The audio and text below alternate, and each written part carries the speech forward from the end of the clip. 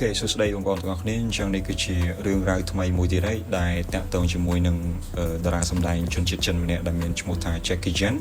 đại từng óc nít qua thà chân lòng ngày, hai chân lòng cái chỉ đà sầm đai mùi ruột đại cái chỉ đà sầm đai là bay mình đen, đại nè đại mình chân hồn muốn cứ con score trái mình đen cứ con mơ riêng bọc chân lòng bọc Jackie Chan nâng stir tao tao nói cứ phía trái cứ riêng đại vậy không ai tranh chẳng ngọc này ai tầm mơ rừng một quạt ban cứ lo mơ mình đen rừng một quạt cứ miên tràn tăng bị rừng đài để chơi chỉ vì xài chân tăng rừng đài để chơi vì xài bỏ tê của ấy quạt thưa ca mình mền tay được không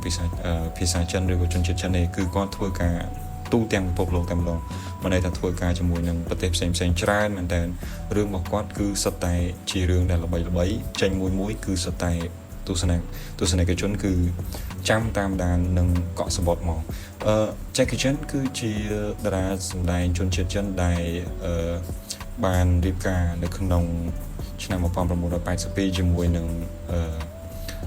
ในรีมันเนี่ยได้เป็นชมูทาจอห์นลินให้บ้านเรียบกาอยากไปประหารจีไซส์สุดน้ำมาให้มาดอเลยหนึ่งจอห์นลินให้หนึ่งแจ็คกี้ชันหรือก็ฉันลองนั่งบ้านเรียบกาในขนมช่างฟองมาบัวเลยไปสปีให้ตัวบ้านในโกนปลอกเนี่ยได้เป็นชมูทาเจซี่ในขนมช่างตะไดดังไอในขนมไข่ธนูให้เจซี่บ้านการมาให้เลยหนึ่งមានអាយុ40ឆ្នាំជាងអី Jesse គឺជាតារាមួយរូបដែរបើន័យថាគាត់គឺជាតារាសម្ដែងមួយរូបហើយប៉ុន្តែគាត់មិនសម្ដែងនៅក្នុងភាពយន្តធំទេគឺគាត់សម្ដែងតែនៅក្នុងភាពយន្តតូចហើយមុខរបររបស់ Jesse មួយទៀតគឺជាអ្នកលេងតន្ត្រីបើន័យថាគាត់មានជំនាញទាំងការសម្ដែងនិងការលេងតន្ត្រីយើងមកដឹងពី Jackie Chan មានប្រពន្ធមួយឈ្មោះ John Lin ប៉ុន្តែបន្តមកទៀតគឺគាត់មានទំនាក់ទំនងស្នេហាជាមួយនឹងអតីតបវរកញ្ញាមួយដែលមានឈ្មោះថា Ellen និង Gilly ដែលបន្តមកទៀតគឺគាត់ទទួលបាននៅកូនស្រីរបស់បវរកញ្ញានឹងមួយដែរដែលឈ្មោះថា Eta នៅក្នុងឆ្នាំ1999អញ្ចឹងមានន័យថា Jackie Chan គឺមានប្រពន្ធដើមឈ្មោះ John Lin ហើយនឹងប្រពន្ធចុងរបស់គាត់ឈ្មោះ Ellen ដែលមានកូនស្រីម្នាក់ដែលមានឈ្មោះ Eta នឹង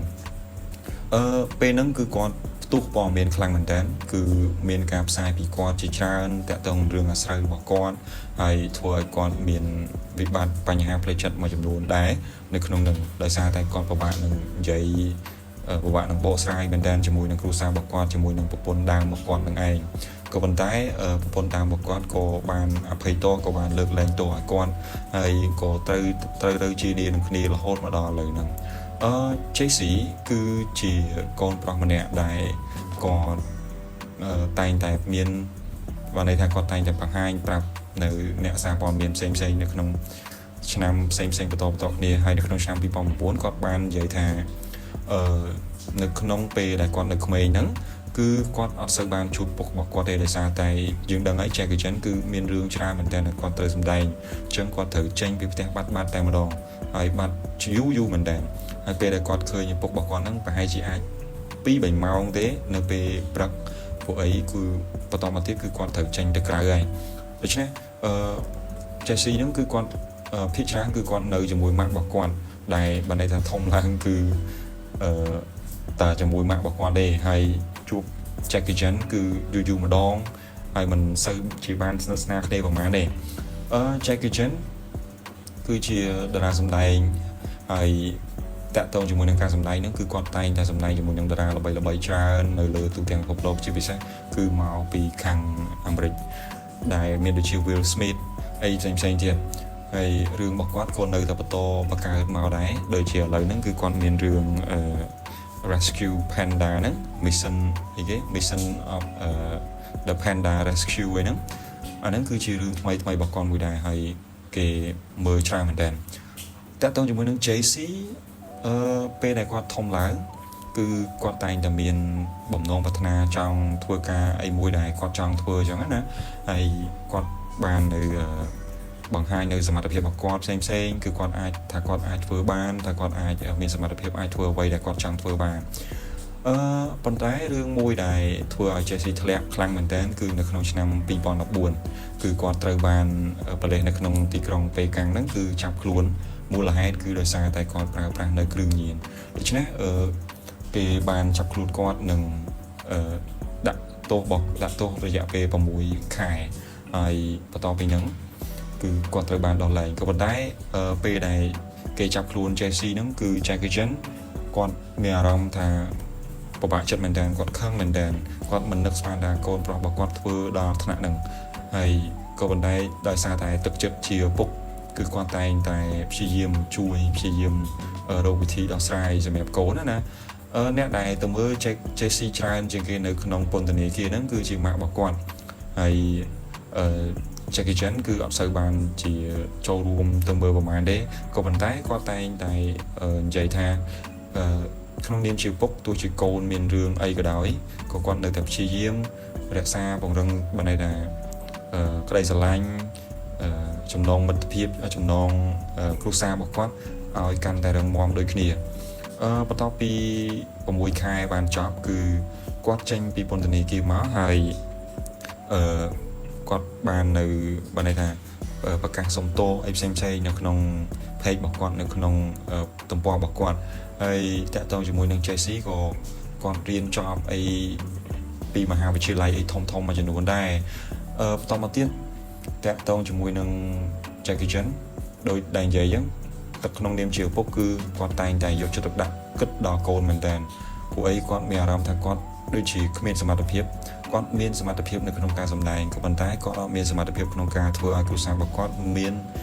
សេចក្តីសុខមានសុខសុវត្ថិភាពអីជាដើម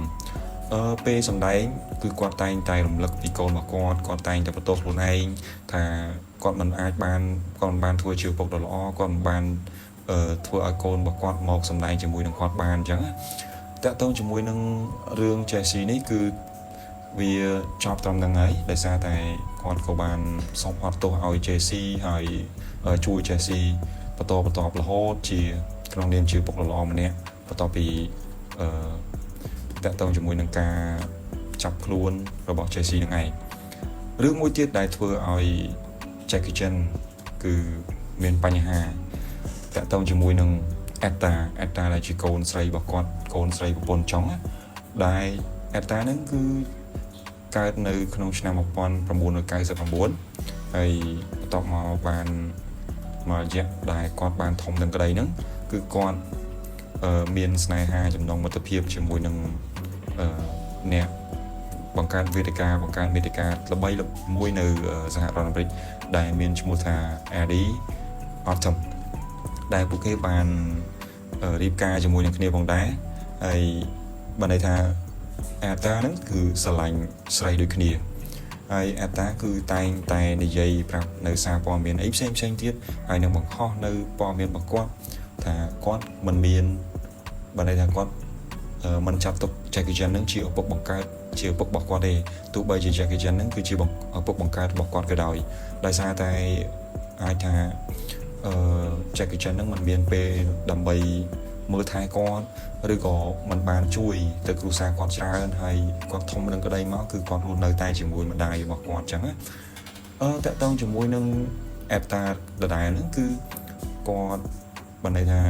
តែងតែបង្ហោះសារឌឺដងអីផ្សេងហើយមិនចាត់ទុក Jackie Chan នៅក្នុងចិត្តរបស់គាត់នោះឡើយតាក់ទងជាមួយនឹង Etta គឺគាត់តែងតែបង្ហោះនៅរូបភាពជាច្រើនរបស់គាត់នៅក្នុងការរៀបការរបស់គាត់នៅក្នុងការបង្កើតស្នេហារបស់គាត់អីផ្សេងតាក់ទងជាមួយនឹងការស្រឡាញ់ភេទដូចគ្នានឹងហើយបន្តមកទៀតនៅក្នុងឆ្នាំ2018គាត់ក៏បានផុសភាសាទៀតដែលតាក់ទងជាមួយនឹងជីវភាពរបស់គាត់ដោយសារតែគាត់មានបញ្ហាមែនទែនគាត់រស់នៅដោយខ្វះមុខខ្វះក្រោយគឺអស់លុយតែម្ដងគឺដោយសារតែមានបញ្ហាក្នុងវិបត្តិសេដ្ឋកិច្ចរបស់គាត់ហើយគាត់ក៏បានចោទទៅលើ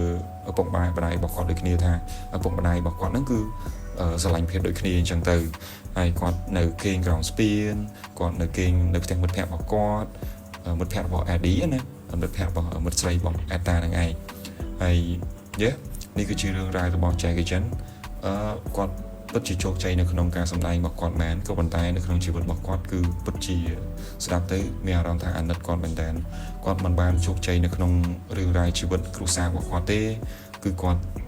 តែងតែមានបដិសេរីនៅជាប់ខ្លួនគាត់ហើយឥឡូវហ្នឹង Jackie Chan គឺចាស់មែនតើហើយអាចថាយើងនឹងមិនសូវជាបានមើលនៅរឿងរបស់គាត់ផ្សេងៗទៀតទេ